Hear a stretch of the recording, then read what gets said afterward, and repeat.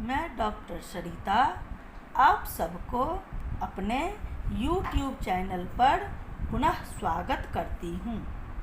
पिछली वीडियो में मैं क्षेत्रवाद पर अपना वक्तव्य दे चुकी हूँ। उम्मीद करती हूँ आप लोगों के लिए यह ज्ञानवर्धक रहा होगा। अब मैं पुनः आज भारतीय समाज के अंतर्गत संप्रदायवाद पर अपना वक्तव्य रखती हूँ। सर्वप्रथम मैं आप लोगों को संप्रदायवाद के अर्थ के साथ उसकी परिभाषा एवं विशेषताओं पर भी प्रकाश डालती हूँ। संप्रदायवाद का अर्थ एवं परिभाषा। भारत एक ऐसा राष्ट्र है जहाँ समय समय पर न केवल विभिन्न धर्मों का प्रादुर्भाव और विकास हुआ, बल्कि एक धर्म विशेष के अंदर भी विभिन्न मतांतर वाले समूहों का निर्माण होता रहा। कालांतर में प्रत्येक धार्मिक समूह स्वयं को एक बिल्कुल पृथक इकाई मानकर अपने हितों को सर्वोच्च स्थान देने लगा तथा विरोध, संघर्ष और हिंसा के द्वारा दूसरे समूहों पर अपना प्रभुत्व स्थापित करने का प्रयत्न करने लगा। धार्मिक पूर्वाग्रहों तथा धार्मिक अंधभक्ति की यही प्रवृत्ति संप्रदायवाद के नाम से जानी जाती है, जिसने मध्यकाल से लेकर आज तक भारतीय समाज में विभिन्न समस्याओं को उत्पन्न करने में महत्वपूर्ण भूमिका अदा की है। कुछ लोग ऐसा समझते हैं कि संप्रदायवाद वह भावना है जो धर्म, संस्कृति, भाषा तथा प्रगति में से किसी एक आधार पर एक समूह को दूसरे समूह से पृथक रहने तथा उसका विरोध करने की प्रेरणा देता है। वास्तविकता यह है कि संप्रदायवाद में संस्कृति, भाषा तथा क्षेत्रीय पृथक्करण का कोई महत्व नहीं होता है। अमेरिका, यूरोप तथा अफ्रीका के कुछ भागों में प्रजातीय आधार पर संघर्ष की घटनाएं अवश्य घटी हैं, किंतु भारत में संप्रदायवाद की धारणा पूर्णतया धार्मिक अंधभक्ति से ही संबंधित है।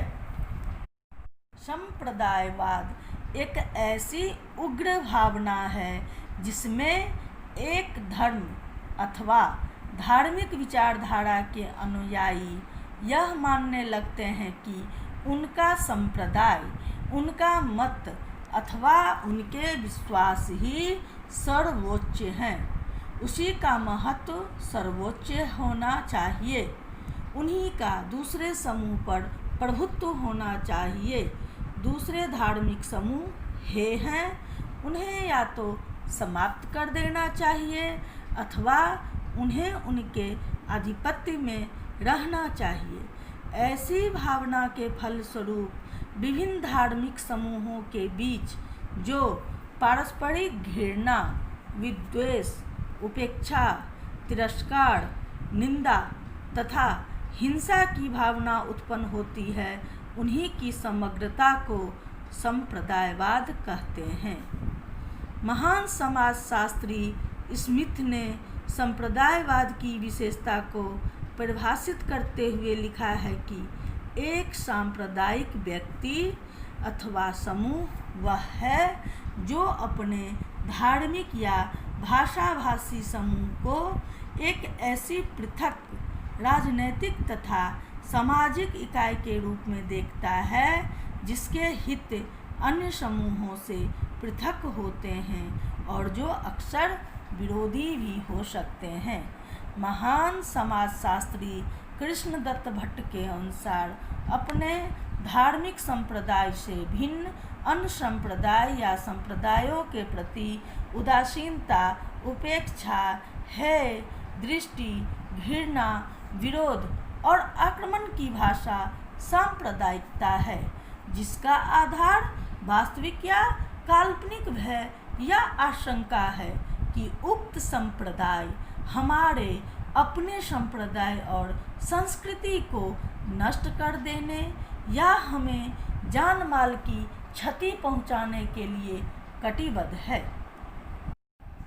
अब हम इसकी परिभाषा को स्पष्ट करने के बाद संप्रदायवाद की विशेषता की ओर अग्रसर होते हैं।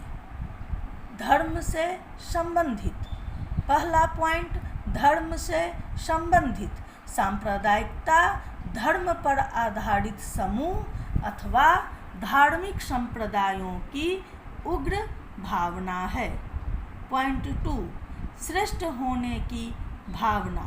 सांप्रदायिकता में यह भावना विद्यमान रहती है कि अपना ही धर्म और संस्कृति श्रेष्ठ है। तीसरा पॉइंट, उपेक्षा।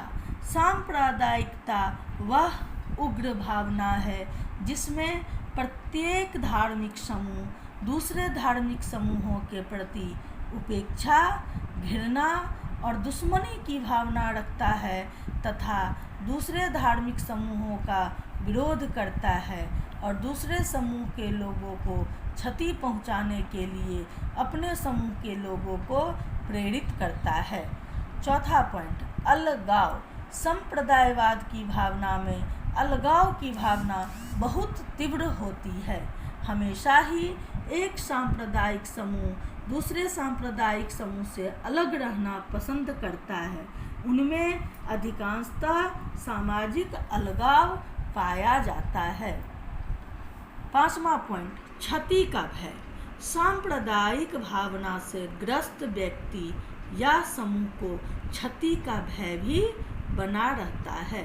सांप्रदायिकता का आधार यह काल्पनिक या वास्तविक भय है जिसके अंतर्गत एक विशेष धार्मिक समूह इस आशंका से घिरा रहता है कि दूसरे धार्मिक समूह उसके विरोधी हैं तथा उसे क्षति पहुंचाने और नष्ट करने के लिए तुले हुए हैं। सन 1984 में सांप्रदायिक दंगों में विरोधी दलों ने संपत्ति को काफ़ी क्षति पहुंचाई थी। सन 2002 के गोधरा कांड के बाद भी काफ़ी राष्ट्रीय क्षति हुई थी।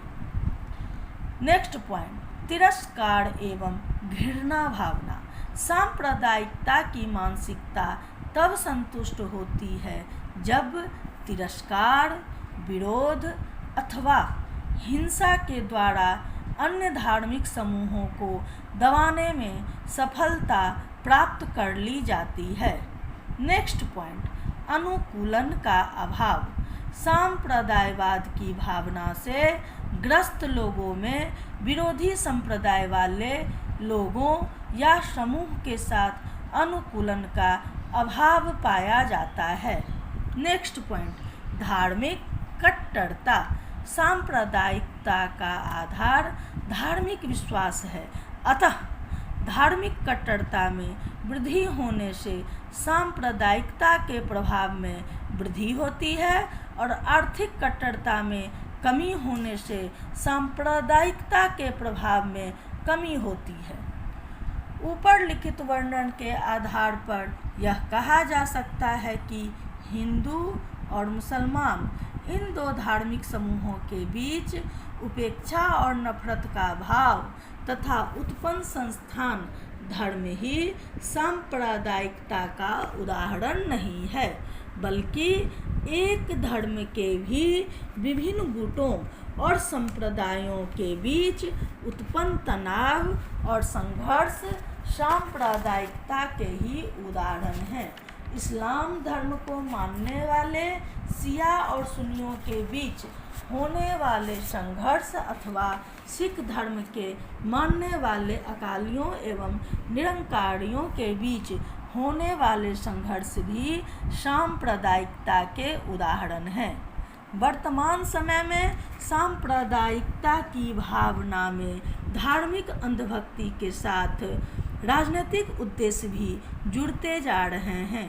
अतः यह कहा जा सकता है कि सांप्रदायिकता एक ऐसी संघर्षपूर्ण मनोवृत्ति है जिसके अंतर्गत एक विशेष धर्म अथवा संप्रदाय के अनुयायी अपने धार्मिक तथा राजनीतिक हितों को पूरा करने के लिए अपने समूह को अन्य धार्मिक समूहों के विरुद्ध संगठित करते हैं तथा आवश्यकता पड़ने पर उन्हें उग्र प्रदर्शनों तथा हिंसा के लिए भड़काते हैं। उम्मीद करती हूँ कि मेरी यह कठिन प्रयास आप लोगों के लिए ज्ञानवर्धक एवं लाभदायक सिद्ध होगा। धन्यवाद।